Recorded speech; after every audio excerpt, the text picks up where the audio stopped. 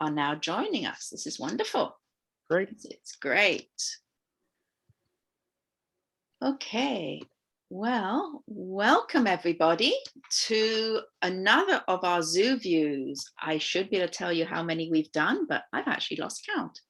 I think we're on like number 6 or number 7, which is amazing.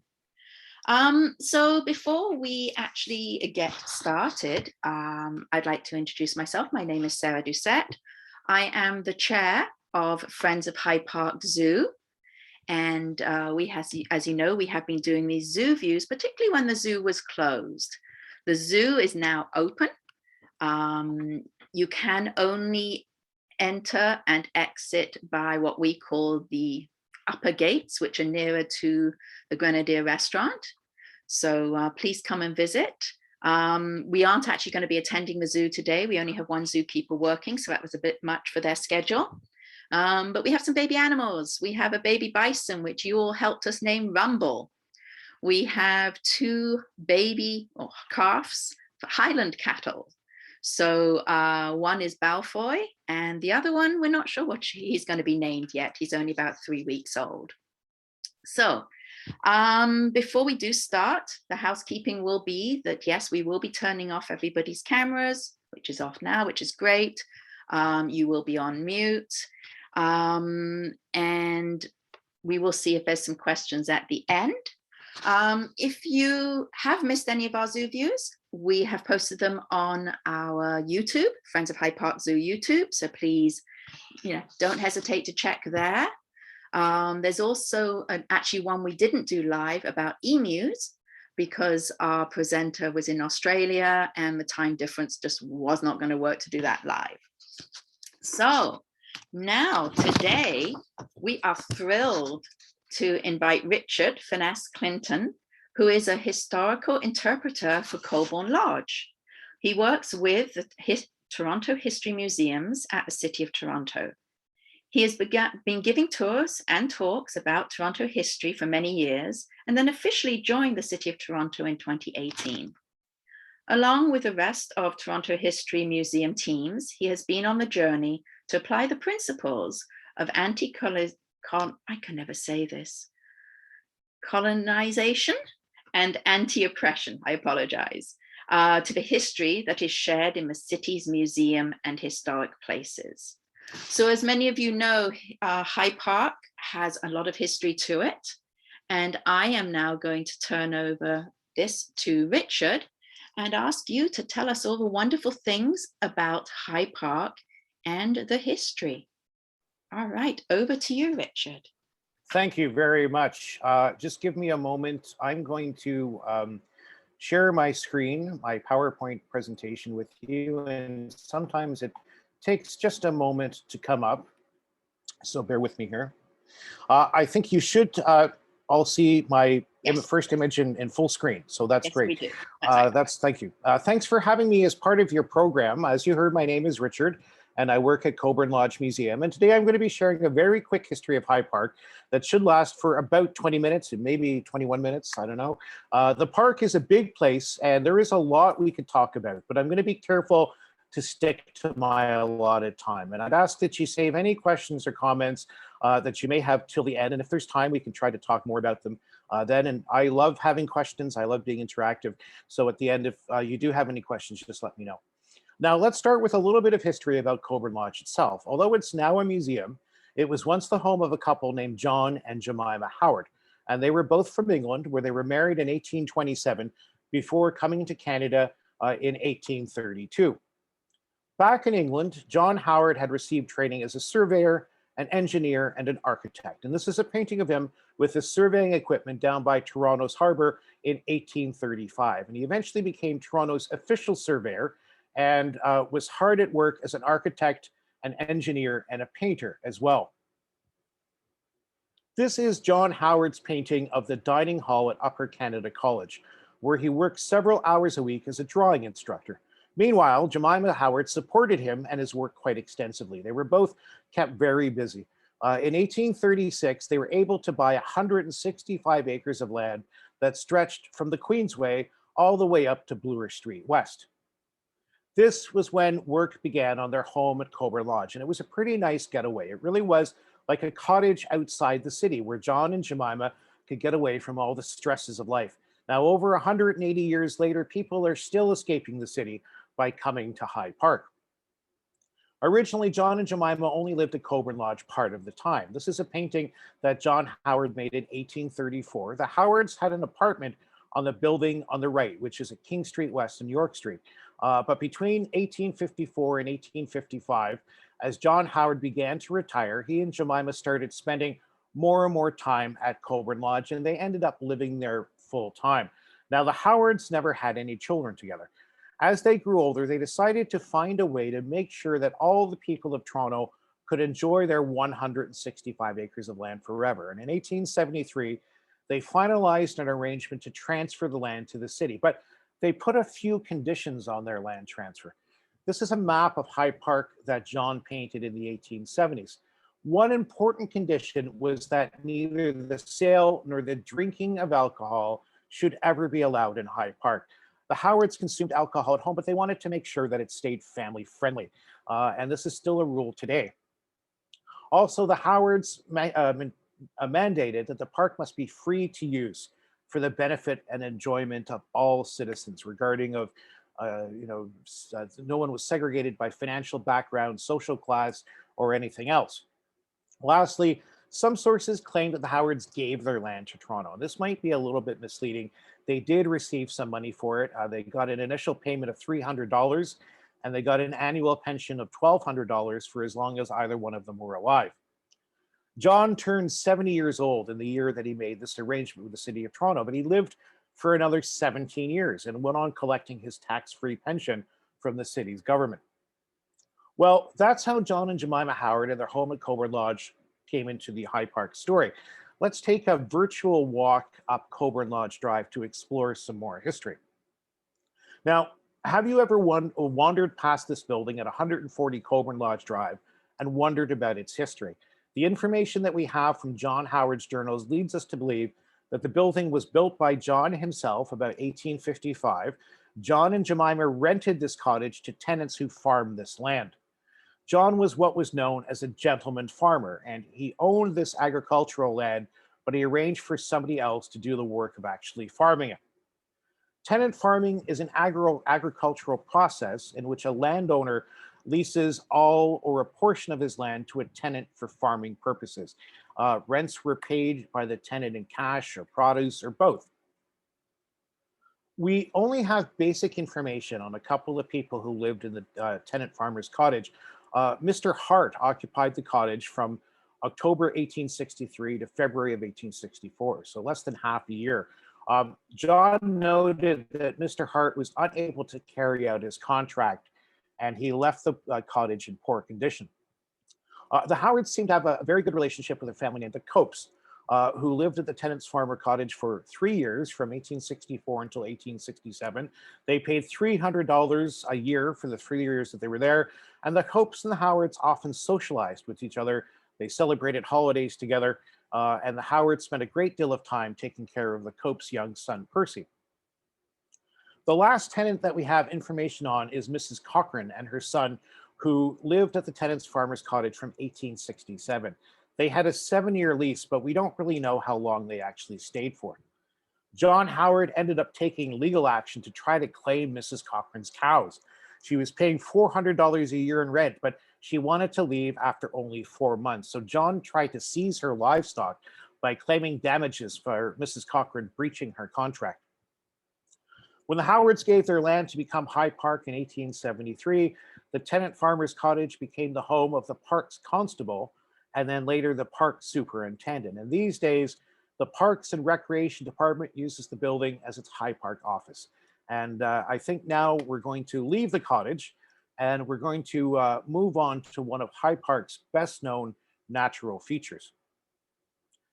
Grenadier Pond can trace its history back to nearly 13,000 years ago, when a lot of North America was covered by enormous glaciers. As these glaciers slowly melted, they left behind water, including the water of Grenadier Pond.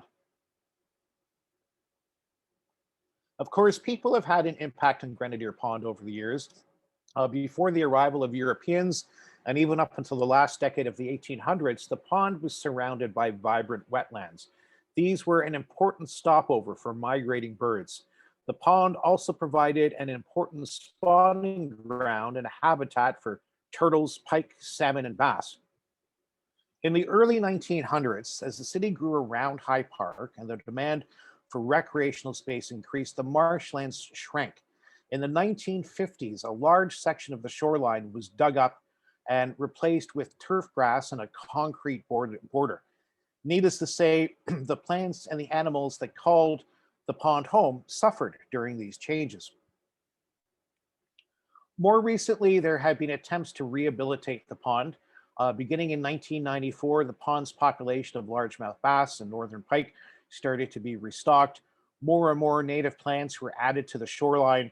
Overall, there have been attempts to enlarge the wetland areas in and around Grenadier Pond and continue to improve it as a home for local plants and wildlife. Now, back when the Howards lived here, large blocks of ice were harvested from Grenadier Pond during the winter. And if stored properly, these blocks of ice could last through the summer. This was a necessity for keeping food cool or frozen at a time long before electric refrigeration. And large blocks of ice were delivered to people's homes even through the 1920s. A wooden ice box that John and Jemima owned is on display inside Colborne Lodge. Skating on the pond was very popular as well, and there are several postcards, photos, and paintings from the time depicting large groups of people skating and curling on Grenadier Pond, sometimes even with ice harvesting happening in the background. This photograph shows a huge crowd of people on the ice of Grenadier Pond in 1914. The Victorians and the Edwardians loved winter sport, especially in Canada, where the colder temperatures made the season longer and more interminable. Many immigrants brought winter sporting activities from their countries of origin. These included ice skating, which was popular throughout Western Europe, and curling, which was brought from Scotland. There were also many popular activities appropriated from indigenous practices, including snowshoeing, tobogganing, ice boating, and moose and bear hunting. These indigenous innovations were not originally developed for recreational purposes.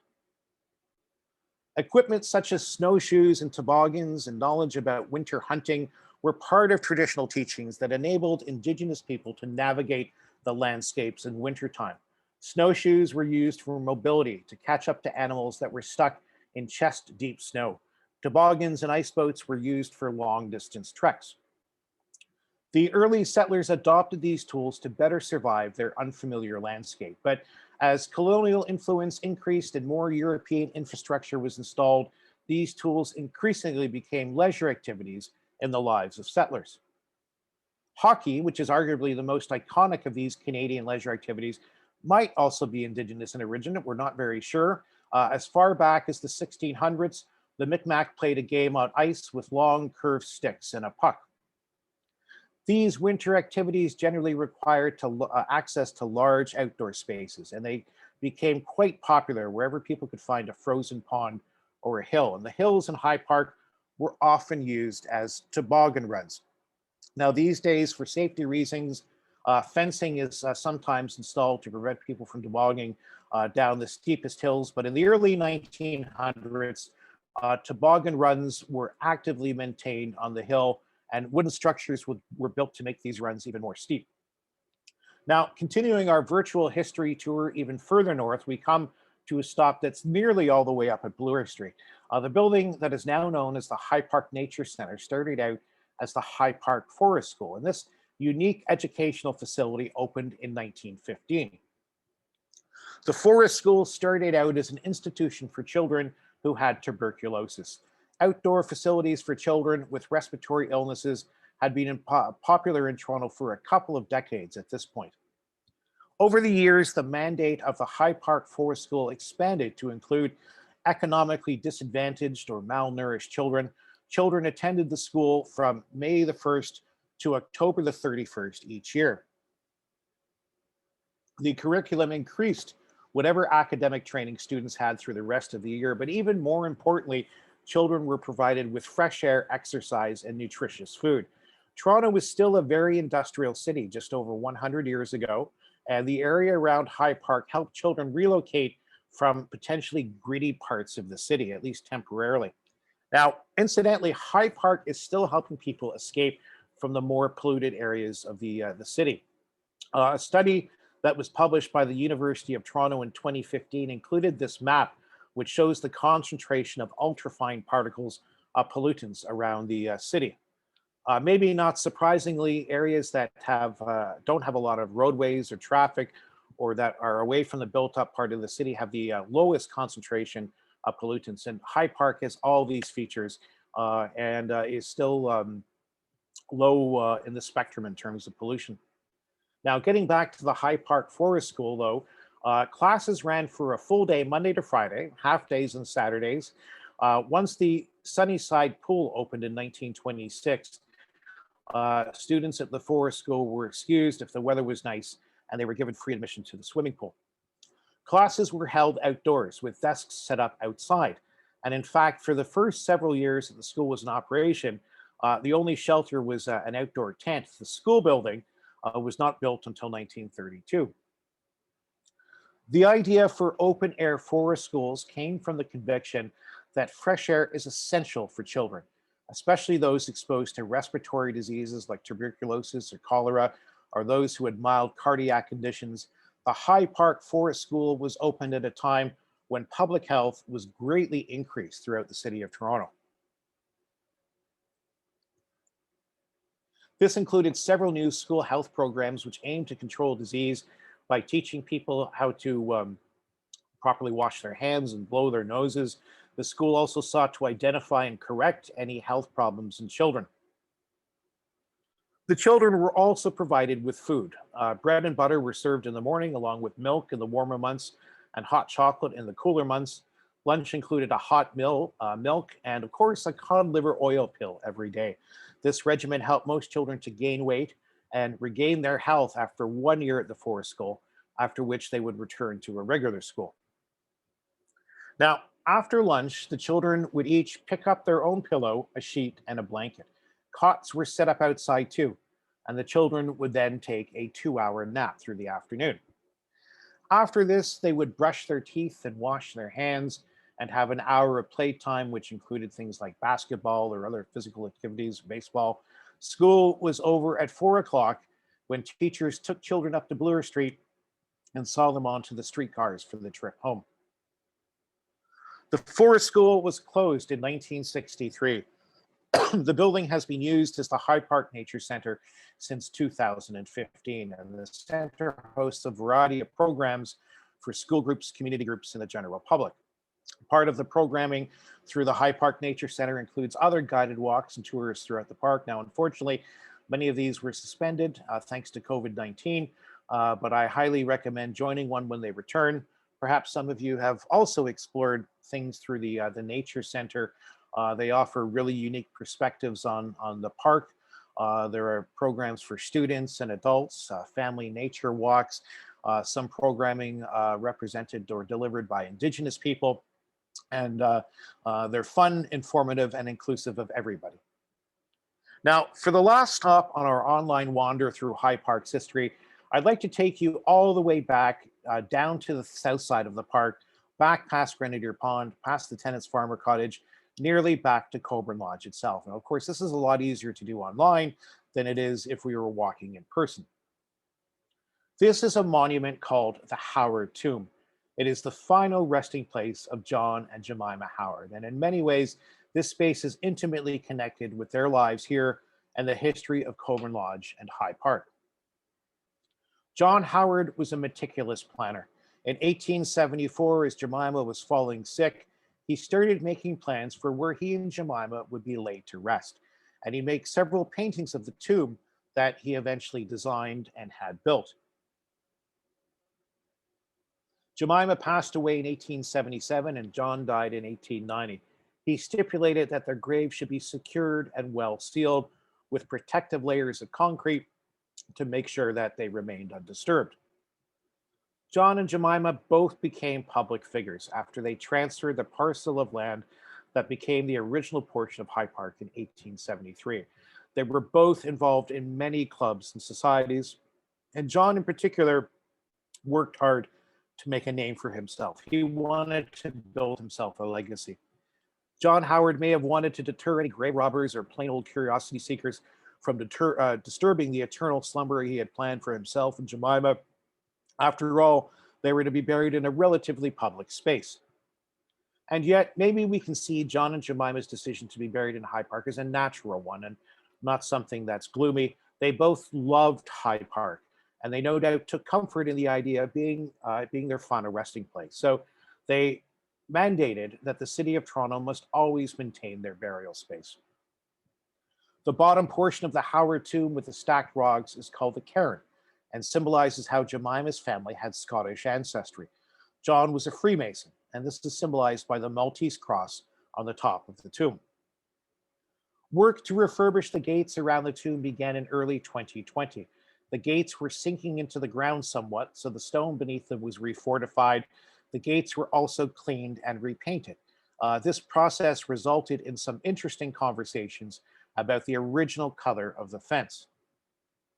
If you visited the Howard tomb at all in the past several years, you may remember the iron fence being black. The Edwardians, that is the people who lived in the opening years of the 1900s, liked to paint everything black because it covered up all the air pollution from coal burning locomotives and all the smoke damage from factories, chimneys, and fireplaces. But the Victorians who lived in the second half of the 1800s were much fonder of color. Dark green would have been a popular choice for the railing when John Howard designed this tomb in the 1870s. The current color is also inspired by this watercolor painting that John Howard made of the tomb, in which the gates were green. No trace of the original paint or its color were found in the recent restoration. It was all sandblasted away decades ago. Well, I think that I'm nearing the end of my time for my talk, but maybe this is a good point at which to stop anyway. In a way, maybe the space around the Howard tomb reinforces how much John and Jemima both loved Hyde Park and how they wanted the rest of us to go on enjoying it for ourselves as well. Thank you again for inviting me here to my to speak to you and for listening to my talk. There is currently some restoration work going on at Colborne Lodge as well. But I hope that you'll keep in touch with us and come for a visit as soon as you can. One way to visit is by coming out on one of the upcoming walks that Colborne Lodge is hosting in partnership with a group of Indigenous knowledge keepers called First Story. These tours are led by Indigenous storytellers who share their own narratives and perspectives of Hyde Park. Scheduled dates are tomorrow, Sunday, August the 15th at 1:30, Saturday, August the 21st at 2 p.m., and then Sunday, August the 22nd and 29th at 1:30 p.m. You can look up information on Colborne Lodge's website if you need more information. We're currently also hoping to increase activity and maybe have some more things tentatively going on through into September as well. Now, although the Howards played an important part in creating Hyde Park, there is so much more to the story. Colborne Lodge and the rest of Toronto's history museums are on an ongoing journey to engage all of our visitors, which includes groups like yourself, and to collect narratives from a variety of perspectives. We'd love to hear about your history of Hyde Park, and we can't wait to welcome you back and hear the stories that you have to tell to us. For now, I'm going to exit out of my presentation. I'll turn things back to our host, and if there is time for any questions or comments, or even just your own stories, I'd love to spend time hearing about them. For now, this concludes my official part of the program. I apologize, my talk was closer to 21 minutes than 20 minutes, but thanks again for watching and listening. So I'll now try to, I'm going to stop share. Perfect. And I think we're good. Excellent. Well, thank you, Richard. I will just add one story. So in my past life, I used to lead some walks through Hyde Park once a year with one of the walking tours. And I always called them my favorite trails because then every year I could take people wherever I wanted to. And one of the stories I always loved was that beautiful wrought iron fencing in front of John and Jemima's tombs, which has just been restored. um, actually didn't start here in Hyde Park. The actual fence was designed by Christopher Wren when it was surrounding St. Paul's Cathedral in London, England. I believe that St. Paul's was going to be getting rid of the fencing. John wanted the fencing around his tomb, so he bought the fencing, put it on a boat, and sent it to Canada. Unfortunately, there was a big storm when it was in the St. Lawrence River, and the boat sank, as did all the fencing. The story goes that John could only afford to bring up one section of fencing, which he did, which he then installed around the tomb. But the original idea was to have all 4 fences be from Christopher Wren's design from around St. Paul's. So I always think that's a lovely story. I hope it's true because I tell people that. Yes, it is. It is correct. And it is an excellent story. John was I don't know how you would describe him, thorough, stubborn, determined. And he was not going to let that fence go. As you say, he was only able to retrieve part of it. I think I would love to see the receipts. I've started combing through his papers. That fence must have cost him almost as much as the whole house, you know. Yes. And it's quite. I love having the opportunity to every so often open up those gates and let people stand in the space, you know, and do that. But hopefully we'll be able to have some autumnal events. My favorite time of the year, one of my favorite times of year to walk. Well, there's no bad time to walk around Hyde Park, but doing things in the autumn, you know, and just being in that space is quite unique. And I don't think it has to be like I say, a grim or gloomy story. I mean, they loved Hyde Park so much, you know, and they're there, and they're sharing it with everybody else. So that's quite nice. Well, I'll give one quick personal story and then we will see if anyone else has any questions or anything. A couple of years ago, we celebrated the 100th anniversary of the Howard Gates, which are the gates at Hyde Park Boulevard and Parkside Drive. And they were originally opened by the Duke and Duchess of Connaught. I was honored to be asked to represent the Duchess of Connaught, and I got to change into my attire in Jemima's bedroom. Oh, wow. Oh, that's and you know what? There was a feeling there. There really was a feeling in that room that I found very moving. So again, people will learn. Jemima did have some health issues in her later years, and her bedroom, it's interesting, if you go into her down the corridor to her bedroom, there's a small room where the nurse used to sleep, and then there's a door. Then there's a door, the nurse's room, I think, and then there's another door. And often heard that second door would be left open so Jemima didn't feel shut in, but the first door was actually to prevent her leaving because she would wander. Yes, and they were scared she would get lost. So being allowed to use that room to change was something. And David Allen, who played the Duke, got to change in John's room. Mm-hmm. So we really did experience the building in a very different way than most people are allowed. So it was an honor to be able to do that. Yeah, Jemima did have it in later years, the last maybe 4 to 5 years of her life. She developed some health problems. She was diagnosed with breast cancer, and they gave her all kinds of Victorian remedies like laudanum and all these kind of things. And we don't know to what extent her dementia developed naturally or through the medications that they gave her. On one occasion, she climbed out of her window. Oh gosh, second floor. And so, you know, second floor, and she was in Hyde Park overnight. So not to bring in anything that's too heavy or anything like that, but she and John both had a very full life.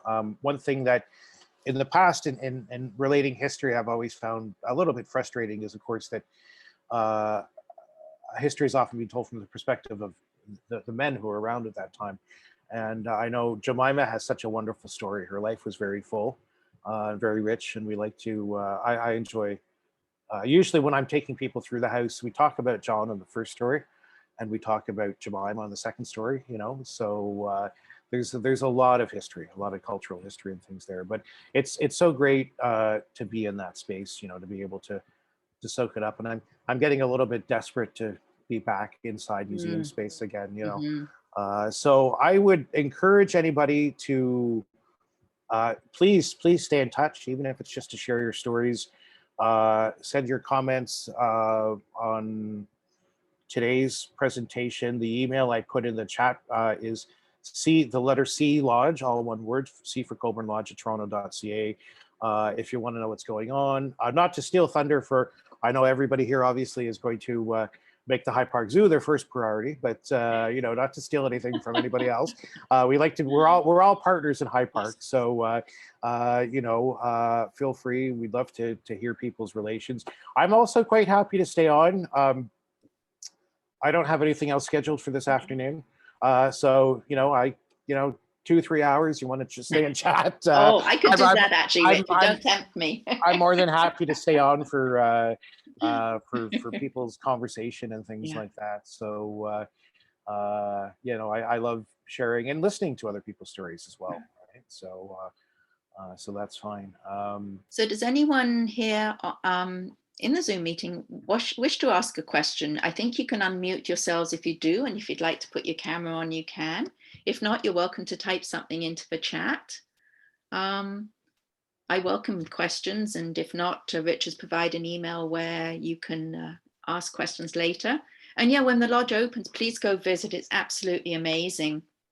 One other thing I will just say about Jemima, she was the gardener. She was the one who set up all the gardens and the vegetable gardens around the lodge. And I know that you have tried very, very hard to replicate the plantings that she had during her time at the lodge. And the gardens are absolutely gorgeous. It's incredible. We've struggled with having staff on site to come out and keep the gardens up, but our resident expert gardener at the lodge is very, very, she's a perfectionist to the point that she's too hard on herself, but I think she's done a wonderful job. Interesting, Jemima's involvement in the gardens and things like that. Of all the house museums that the city of Toronto operates, there's 8 of them. Now, these don't include the big, the Royal Ontario Museum is operated by the Government of Ontario, the Art Gallery, so on. But these are the local house museums that you find, like Montgomery's Inn in Etobicoke, Fort York, Mackenzie House in downtown Toronto. Colborne Lodge was the first one in Toronto to open to the public. And it opened in 1927, and it was a project for the 60th anniversary of Confederation. And there was a women's group called the Women's Canadian Historical Society of Toronto. And they're a fascinating organization. They started out in the 1890s, and it was a group for basically an advocacy group for women to become involved in the fields of history. And they published a number of articles. They had presentations on like the gardens at the lodge and things like that. So it's a beautiful set of grounds. Don't let the current construction work on part of the museum set you off. You can still wander through the gardens. They're beautiful. And please come down and use the space, that's it. Well, thank you, Richard. I agree. We could spend hours chatting about High Park. There is so much history. I do just have to add, though, about the zoo. The zoo did start, the area was started in 1893 when John Howard had the pens as deer pens. That's why it's called Deer Pen Road. And he had aviaries for, I think it was peacocks or whatever birds he was looking for there. So a lot of history there. I would just also like to let everyone know that our next Zoo View isn't actually until October 2nd. We're doing less during the summer holidays because I know most people are out wanting to be outside. And this one is actually about spinning. And partly we're doing spinning because the last few years, High Park Zoo has had the llamas sheared. So we've had the fleeces given to Friends of Hyde Park Zoo, and we had worked with Colborne Lodge actually with some of your spinners, and they take the fleece and they clean the wool, and sometimes we wash the wool, and they spin it into, they take the fleece and they spin it into yarn.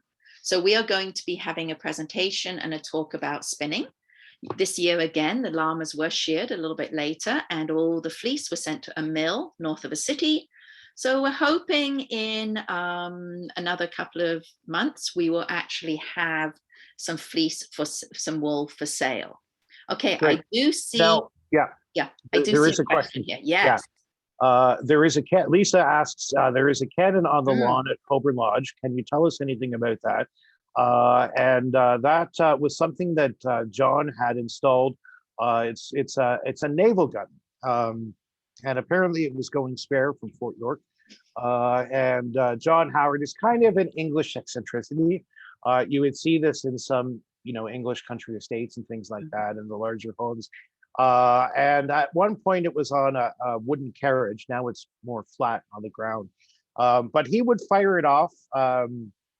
There are records in his diaries that he shot it off most years on Victoria Day as a salute to the Queen's birthday. Then he would, there were stories anyway, that he would fire it off if children visited, because they often open up the grounds to, he and Jemima open up the grounds for, charity picnics and things to raise money for orphans and things like that. And if a child visited on their birthday, he would fire it off, according to the legend anyway. Now it's being deactivated. I think firing it off for holidays is a lovely tradition that I would like to bring back. Unfortunately, they don't listen to me. Otherwise, anybody kind of going down the Gardiner Expressway at the wrong time might run into trouble. But it was at one time functional, ceremonial functional. Now, it was never there for any military purposes. Hyde Park was never, we weren't invaded by pirates or anything like that. But if you ever go past the cannon and stand there and look out, you'll get a sense of where the name Hyde Park comes from, because that name was Jemima's word. That was her. She thought up the name of Hyde Park because that's the highest part of the shoreline, really, of that area, and that was another one of their conditions that it remained that name. Speaking of birds, John Howard was a fond collector of birds, a bit of a strange tradition. And even in his apartment, their apartment in that King Street address, he had a bird room, and he and his friends would share, trade birds, and he took good care of them. I mean, they weren't mistreated. He had cages for them. He had an aviary in his home, and you might come and visit Mr. and Mrs. Howard, and they'd say, "Thank you for visiting." You'd have tea, and he'd here, have a goldfinch. Take this home with you. So not, I don't insinuate that there was no animal cruelty or anything going on, but yeah, that was 1893. Was my understanding was when they opened it up with the deer park, and mostly had peacocks. I think maybe you said that. Yeah. So but I think our peafowl, I guess, is the gender neutral term for. Correct. There you go. Yeah. So that's it. And you've posted here that the Etobicoke Spinner and Weaving Guild is coming on October the 2nd. Yeah. That's our next Zoo View. So for anyone who would like to repeat these, you had some amazing pictures today. A lot of the historical ones I've never seen, and yet I've hunted for them. So thank you so much. We have recorded this today, and this will be going on, as I say, our YouTube channel. Give us a couple of days to do any edits of my ums and ahs, and it will be on the Friends of Hyde Park Zoo YouTube channel for you to share with friends or to look at again. So Richard, once again, thank you so much. Thanks for having me. Yeah, sorry, I was going to say, I apologize. It always seems like a bit of a whirlwind. I wanted to keep it to the 20 minutes. So I know it seems to me to speed by quickly. Hopefully it didn't seem very long to you or anything like that. But yeah, no, thanks again for the opportunity to speak.